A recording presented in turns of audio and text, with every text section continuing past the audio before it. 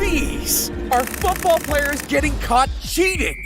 And let better believe Luis Suarez is going to be doing the same. The 2010 World Cup, and all bets were off. Ghana was trying to become the first African team to ever make the Final Four. Meanwhile, Uruguay was looking to qualify for their first FIFA World Cup semifinal since 1970. This match could have gone either way, but not if Luis Suarez had something to say about it. He crossed lines nobody else would have dared to cross. One of those up for it.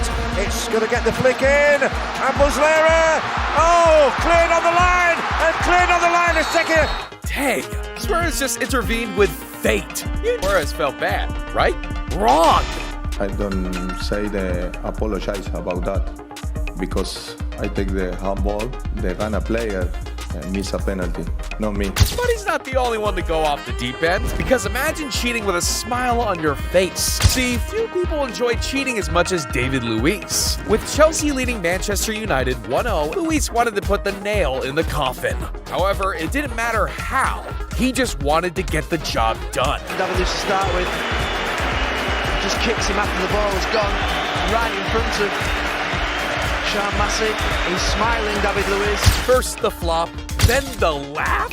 Man United just got Although, that wasn't even David Luiz's biggest cheating incident. Because when David Luiz and Zlatan Ibrahimovic joined forces, you already know there's gonna be fireworks. These dudes said, F the referees, we're creating our own free kick line. Now, normally I'd call these dudes crazy for messing with the refs, but then I remembered the 2009 match between Chelsea and Barcelona. This game had it all. High stakes, goals, and an unprecedented amount of bad calls. Sorry. See, this Champions League semi-final was skewed from the very beginning. What Chelsea didn't realize was they weren't facing Barcelona, they were facing a completely different monster, the referees. It started as a tackle in the penalty box, which was supposed to be a penalty kick. Yet somehow the refs only awarded Chelsea with a free kick. However, this was merely the beginning. And Drogba controls. He's gone down. The referee looked at his linesman and doesn't award a penalty. And if that's not a foul, then I don't know what is. But what happened next was even worse. Anelka, is that handball against PK? The referee says no. That's right. These refs literally missed the easiest handball call of their career. Well, actually, it was the second easiest call of their career. Because in the 90th minute, you're not going to believe what went down. Shirt as Lampard takes the corner and Cech was up there and got ahead to it. Ballack has a rattle, a handball appeal, and the referee says no. Ballack confronts him angrily. I mean, it doesn't get easier than that. A clear and blatant handball in the penalty box. Chelsea should have gotten to kick the game-winning PK, but instead the refs pretended they didn't see it altogether. Either the refs got paid, or they're obsessive Barcelona fans. Because it's one thing to miss a few calls, but this is next level. Not one, but 4 potentially game-changing calls. That's straight up said, a man's character is not judged after he celebrates a victory, but by what he does when his back is against the wall. And in 2018, Sergio Ramos found himself with his back against the wall. It was a Champions League final between Ramos's Real Madrid and Mo Salah's Liverpool. It was shaping up to be an all-time classic. Both teams appeared to be evenly matched. Although, that was before Sergio Ramos made a highly controversial decision. UEFA Champions League. Salah. He's crying. He's out. Come on, bro. You just tried snapping Salah's arm in half. Show some respect. But respect was the last thing Sergio Ramos wanted to share. In the bathroom, I was crying in the bathroom because I won't start the game, I won't play. But in the meantime, I know that I'm not fit at all to play. But in one moment, like, disappeared, it's so difficult. It's so difficult. Ramos came into the game with one goal: win at all costs. Safe to say, injuring Mo Salah was winning at all costs. So when Ramos won the award for 2017-2018 Champions League Best Defender, the last thing he received from Salah was respect. Although this wasn't the only time Mo Salah got disrespected. In 2022, stakes were at an all-time high between Senegal and Egypt. There was only room for one of their two countries at the World Cup in Qatar. And worse yet, these teams were both equally deserving. They fought to the very end. They were deadlocked after the first 90 minutes and remained tied after extra time. This meant it would all come down to PKs. That's when one fan stepped in and pulled out his secret weapon. This time he's making sure that he is taking one. He's taking it first. Salah then against Mendy, and he's missed it. It's rare you see Mo Salah miss a PK, but missing by that much? That should have been a dead giveaway. Nevertheless, the refs ignored the laser and let the penalty kicks continue as normal. How cool and calm and collected is he? Sadio Mane sends Senegal to the World Cup. Too bad this decision altered the fate of two entire countries. It's bad enough when you have lasers pointed in your face, but wait until you hear about this next player. See this goalkeeper lying on the ground? He may look helpless, but that couldn't be any further from the case. Just a few moments earlier, he did this. Now, normally, this foul would result in a red card and instant ejection, but it's kind of hard to give a player a red card when he's dead. That's right, this goalkeeper pretended to be dead just to get out of a red card.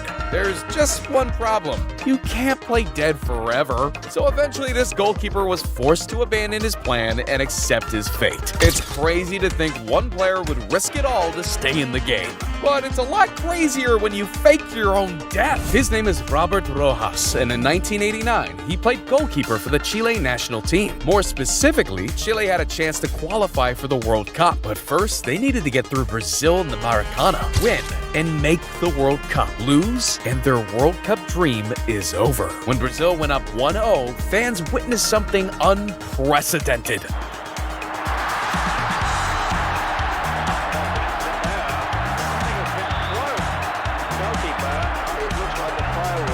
Now, fans assumed that Brazilian fans threw a flare at Robert Rojas. What else could have happened? This guy fell on the ground bleeding and had to be treated by the doctors. Everyone was worried for Rojas' life, including the Chile national team. They left the pitch in protest and refused to continue the game. But a day later, everything was turned upside down once this image appeared on TV. The image showed very clearly the firework had not hit Rojas. And not just that, but the doctors also admitted the injuries looked weird for a flare. This confirmed fans' worst fears. This was all a setup. Later, Rojas confessed what really happened. This whole time, bro had a razor blade hidden in his goalkeeper gloves and cut himself with it to fake the attack. The coach, the team doctor of Chile, no one was safe. The entire Chile national team was involved. All that effort just to get Brazil disqualified from the World Cup. Instead, Roberto Rojas ended up receiving a lifelong ban from football. One can only hope this serves as a learning moment for current and future players. Just like I hope Neymar starts changing his ways. Because by 2018, Neymar was trying to live two different lives. There was Neymar, the football prodigy.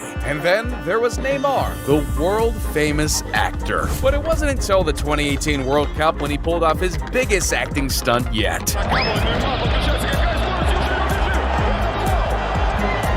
Bro wasn't fooling anyone. And within minutes, this clip became an internet sensation. The memes were endless.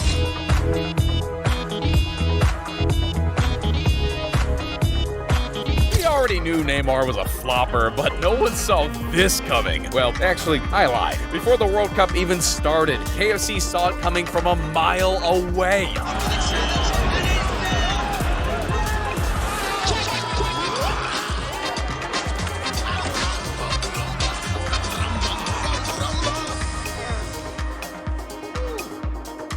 You can't make this stuff up. Who knew Neymar would draw inspiration from a KFC commercial? But the craziest part of it all, even the kids started catching on to Neymar's antics.